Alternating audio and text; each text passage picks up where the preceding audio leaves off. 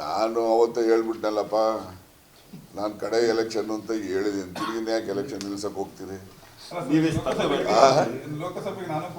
ಸ್ಪರ್ಧೆ ಮಾಡಬೇಕು ಅಂತೇಳಿ ಸ್ನೇಹಿತರುಗಳೆಲ್ಲ ಹೇಳಿದ್ರು.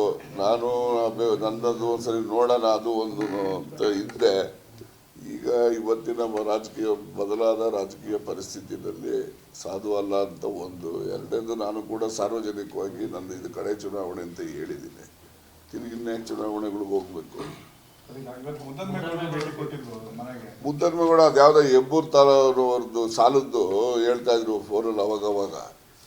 ನಾನು ಮಾಡಿರಲಿಲ್ಲ, ಯಾಕೆಂದ್ರೆ ಅವರು ನಮಗೆ ಮೊದಲು ವಿಶ್ವಾಸವಾಗಿದ್ದೋ ಮಾಡ್ತಾ ಇದ್ದೆ. ಈಗ ವಿಶ್ವಾಸ ಇಲ್ಲ, ಅವರು ಬೇರೆ ಪಾರ್ಟಿಗೆ ಹೋದ್ಮೇಲೆ.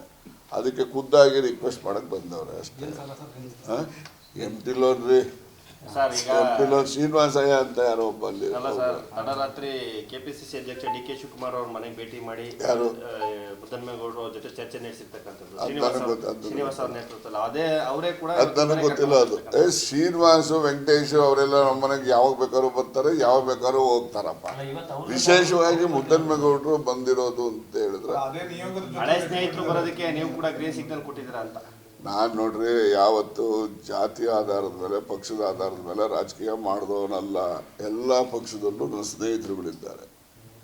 ನನ್ನ ವಿಚಾರ ಬಂದಾಗ ಸ್ನೇಹಿತರು ನನಗೂ ಸಹಾಯ ಮಾಡಿದ್ದಾರೆ, ಅವ್ರ ವಿಚಾರ ಬಂದಾಗ ನಾನು ಸಹಾಯ ಮಾಡಿದ್ದೀನಿ. ಬಂದರೆ ಸ್ವಾಗತ ಮಾಡ್ತಾರೆ ಸರ್. ಯಾರು ಮುದ್ದನ್ಮೇಗೌಡರು ಕಾಂಗ್ರೆಸ್ ಯಾರು ಬೇಕಾದ್ರೂ ಬರ್ಬೋದು. ನಾವೇನು ಮುದ್ದನ್ಮೇಗೌಡರು ಒಬ್ಬರು ವಿಶೇಷವಾಗಿ ಬರಮಾಡ್ಕೊಳ್ಳೋದು, ಇನ್ನೊಬ್ಬರು ಬರಬಾರ್ದು ಅಂತಕ್ಕಂಥ ಅಭಿಪ್ರಾಯ ನಂದಲ್ಲ.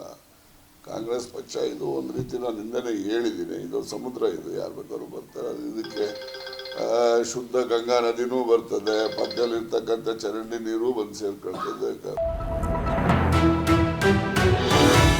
ವಿಸ್ತಾರ ನ್ಯೂಸ್.